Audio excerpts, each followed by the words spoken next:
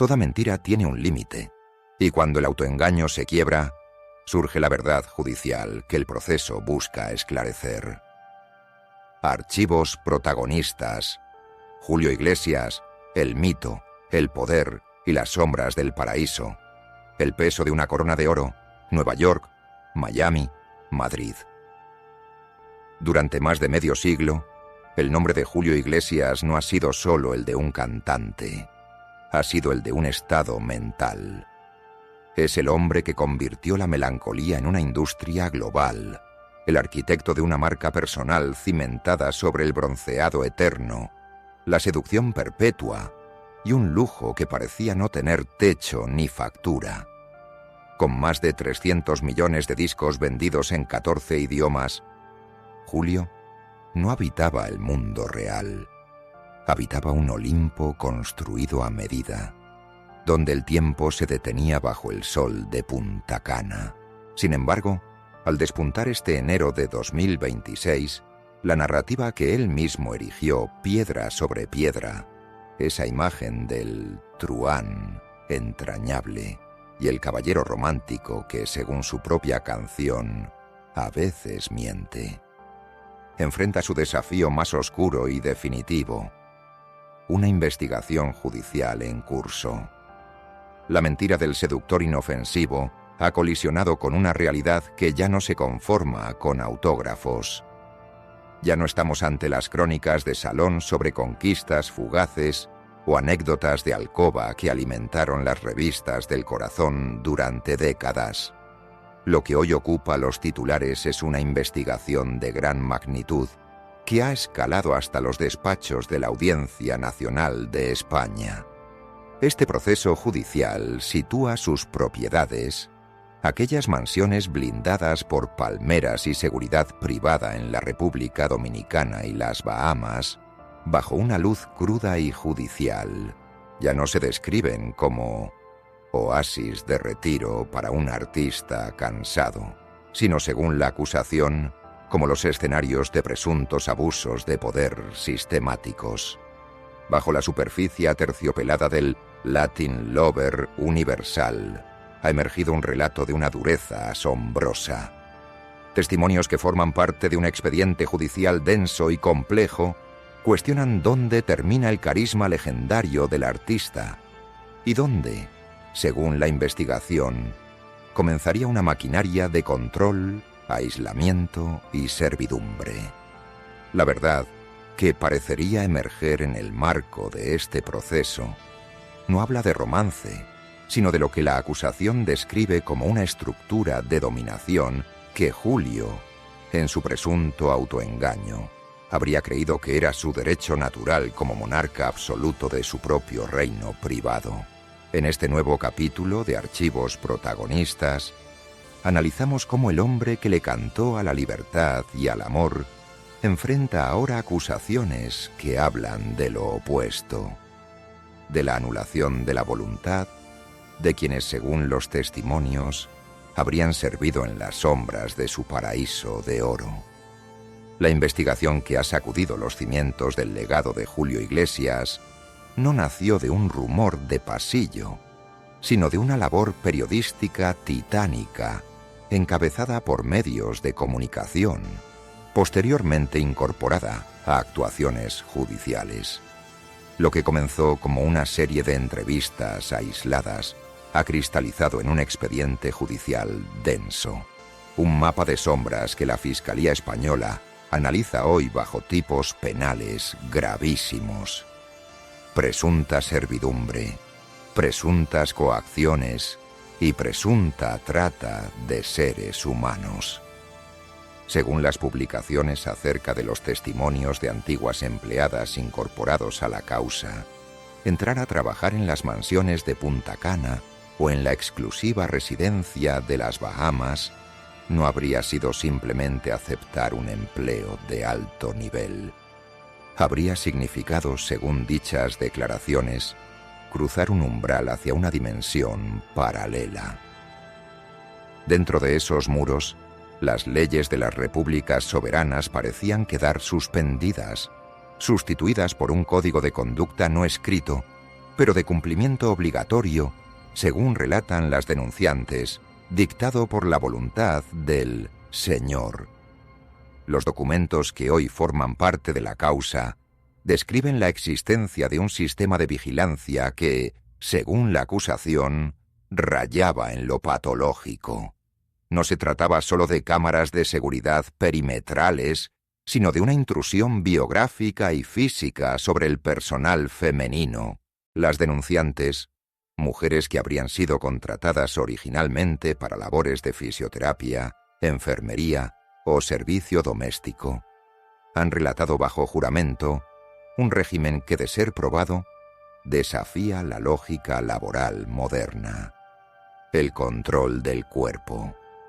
Uno de los datos más perturbadores revelados por la investigación es la presunta imposición de normas estéticas draconianas.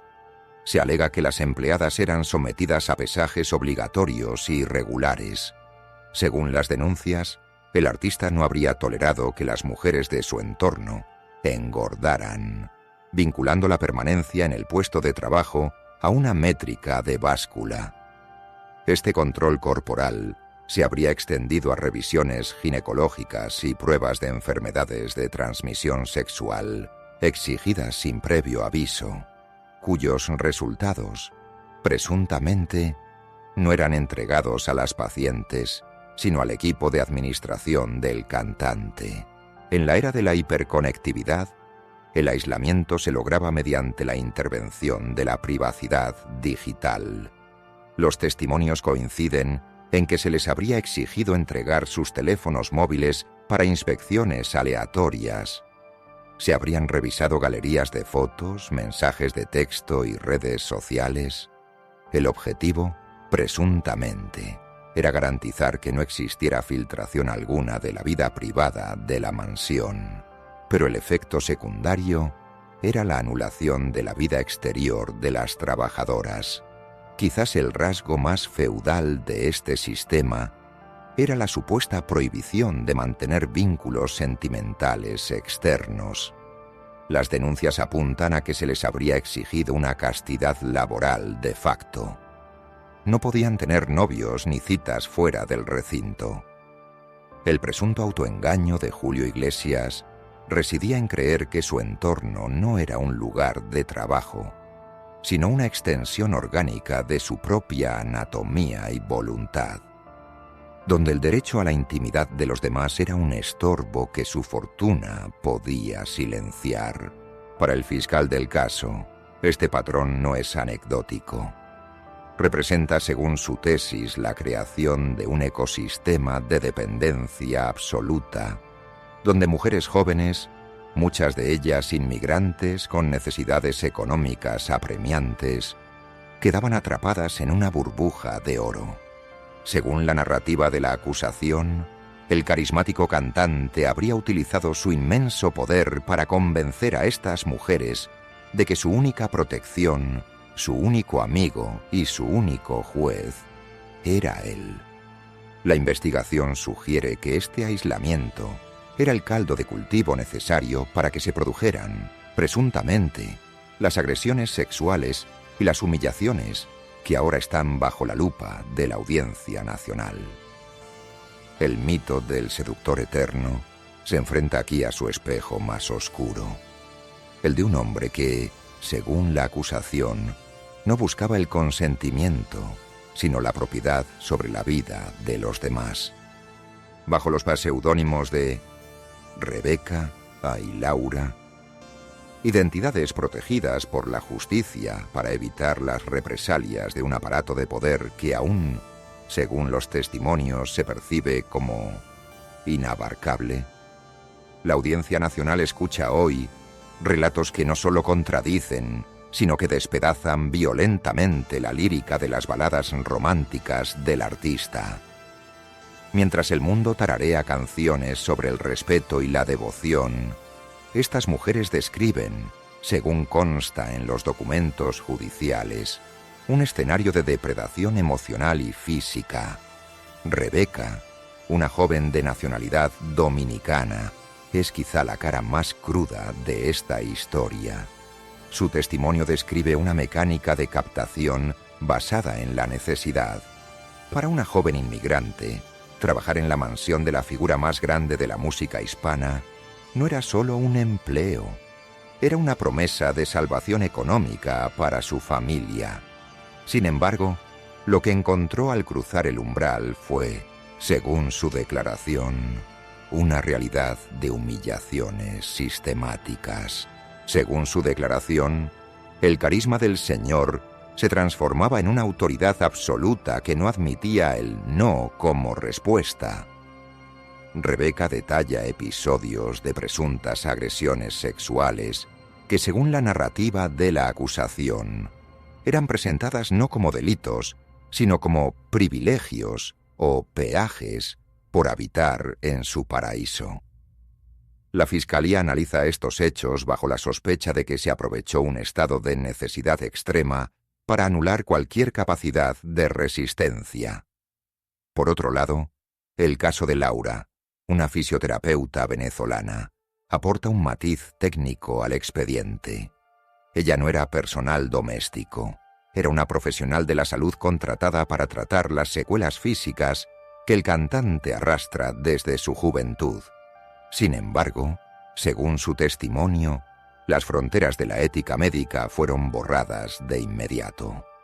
Laura describe un ambiente de presiones constantes para participar en actos que excedían por completo sus funciones terapéuticas. Relata encuentros donde, presuntamente, se le exigía presenciar o participar en conductas sexuales grupales y fetichistas. El equipo legal del artista sostiene que estas eran interacciones consensuadas o inexistentes, pero Laura afirma ante los jueces que el consentimiento es imposible cuando existe una disparidad de poder tan abismal y una amenaza implícita de despido y deportación. Lo que estamos narrando no son sentencias firmes, sino testimonios judiciales en pleno proceso de validación. Sin embargo, los peritos psicológicos que han evaluado a las denunciantes señalan una coincidencia perturbadora: la posible táctica de anulación de la voluntad. El presunto agresor, según los informes integrados en la causa, utilizaba su inmensa sombra pública como una herramienta de presunta tortura psicológica. Se alega que les recordaba constantemente quién era él y quiénes eran ellas. ¿A quién le van a creer? ¿A la estrella mundial o a una empleada sin papeles? Esta frase, repetida según las denunciantes en la intimidad de las mansiones, funcionaba como un muro invisible. Julio, en su aparente autoengaño de omnipotencia, según la tesis de la acusación, parece haber creído que su fama lo hacía intocable, que su voz era tan poderosa que podía silenciar cualquier grito que surgiera de sus propias habitaciones. Para la justicia, esta coincidencia en los relatos sobre el aislamiento sugiere un método. No se trataba, según los investigadores, de impulsos aislados, sino de una arquitectura del silencio diseñada para que las víctimas sintieran que, fuera del círculo de Julio Iglesias, el mundo simplemente no existía para ellas. La verdad judicial en construcción ha alcanzado a Julio Iglesias en el invierno más crudo de su existencia. A sus 82 años, recluido en sus dominios de Punta Cana, el hombre que una vez fue el dueño absoluto de la narrativa mediática, observa cómo su equipo legal, un batallón de abogados de élite repartidos entre Madrid y Miami, intenta desesperadamente contener una marea que ya no responde a sus encantos. Su defensa se ha atrincherado en una estrategia clásica: la negación absoluta y la descalificación sistemática de las víctimas, a quienes acusan de buscar beneficios económicos y minutos de gloria a costa de una gloria ajena. Sin embargo, para los analistas judiciales, el daño al mito es irreversible en términos culturales, con independencia del resultado procesal. Este proceso no es una repetición de aquel juicio de paternidad que sostuvo durante más de 3 décadas contra Javier Santos. Aquella fue una batalla de ADN y herencias, una guerra de guerrillas legal que Julio manejó con el desdén de quien se sabe superior. Lo que enfrenta hoy es una confrontación directa con la justicia penal. No se discute un apellido, se discute la presunta violación de los derechos humanos fundamentales. La acusación de trata de personas y agresión sexual ha transformado al caballero romántico en un imputado que debe responder por lo que la acusación describe como la libertad robada a otros. El hombre que un día confesó ante las cámaras que el éxito era una droga de la que no se puede salir, que te atrapa y te devora, parece haber quedado finalmente atrapado en su propia dosis. Su autoengaño habría sido la omnipotencia. Durante 50 años, Julio habría vivido bajo la premisa de que el dinero, la fama y las influencias políticas en los niveles más altos creaban una zona de exclusión legal, un territorio soberano donde su voluntad era la única constitución vigente. Habría creído que el silencio era una mercancía que se podía comprar o intimidar indefinidamente. Pero el mundo de 2026 ya no acepta el silencio como moneda de cambio. La sociedad que hoy lo juzga, a través de la presión mediática y la acción de la Audiencia Nacional, es una que ha aprendido a leer entre las líneas de las letras de amor para encontrar las señales de control. El colapso del mito no proviene de una falta de voz, sino de un exceso de ella. La voz de quienes, tras años de anulación, han decidido que el miedo al ídolo pesa menos que el deseo de justicia. Las mansiones de Punta Cana y las Bahamas, que en las portadas de Hola se vendían como santuarios de paz, aparecen hoy en los informes periciales como posibles prisiones de terciopelo. La impunidad, esa droga que lo mantuvo joven ante sus propios ojos, se habría evaporado, dejando a un hombre anciano frente a la posibilidad real de terminar sus días no en un escenario rodeado de aplausos, sino en un banquillo de acusados, enfrentando los rostros de aquellas que él, según la acusación, habría creído que nunca tendrían una voz propia. ¿Termina aquí la mentira? Quizás la respuesta no esté en los juzgados, sino en el silencio que ahora inunda los pasillos de mármol de sus mansiones. La mentira del seductor infalible, aquel hombre que parecía haber congelado el tiempo entre acordes de guitarra y puestas de sol eternas, ha sido finalmente sustituida por la realidad que hoy investigan los tribunales. Las mansiones en islas privadas que durante medio siglo vendimos y compramos en las portadas de revistas como símbolos de un triunfo envidiable, hoy se despojan de su brillo. Ya no son oasis de paz, hoy son analizadas por la ley como posibles centros de una arquitectura de control que el mundo ya no está dispuesto a ignorar. Aquellas paredes que, según la acusación, escucharon súplicas ahogadas por el sonido del mar, hoy son testigos mudos de un sistema donde el dinero habría intentado comprar el derecho de propiedad sobre la voluntad ajena.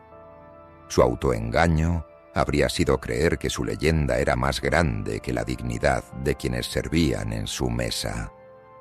Habría creído que el aplauso de millones era una armadura que lo protegía del grito de una sola mujer en una habitación cerrada. Pero el tiempo, ese juez que no acepta sobornos, le ha entregado la factura más cara de su carrera, el posible derrumbe de su propia mística. Hoy, el hombre que le cantó al mundo que la vida sigue igual, parecería estar descubriendo que no es cierto, que la vida sí cambiaría, que la sociedad estaría despertando y que el poder absoluto ya no garantizaría el silencio eterno. La investigación judicial lo habría alcanzado en el invierno de su vida. no con la furia de una tormenta, sino con la persistencia de una marea que reclamaría lo que siempre habría sido suyo: la dignidad de las presuntas víctimas. El eco de sus baladas ahora parecería competir con el eco de los testimonios de Rebeca y Laura, voces que el oro no habría podido sepultar.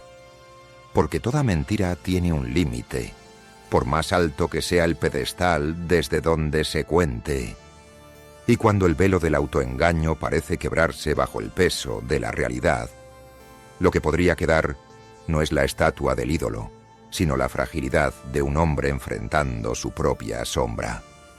Surgiría entonces la verdad que el proceso judicial busca establecer, esa que no necesita música para ser escuchada. Esto fue Archivos Protagonistas.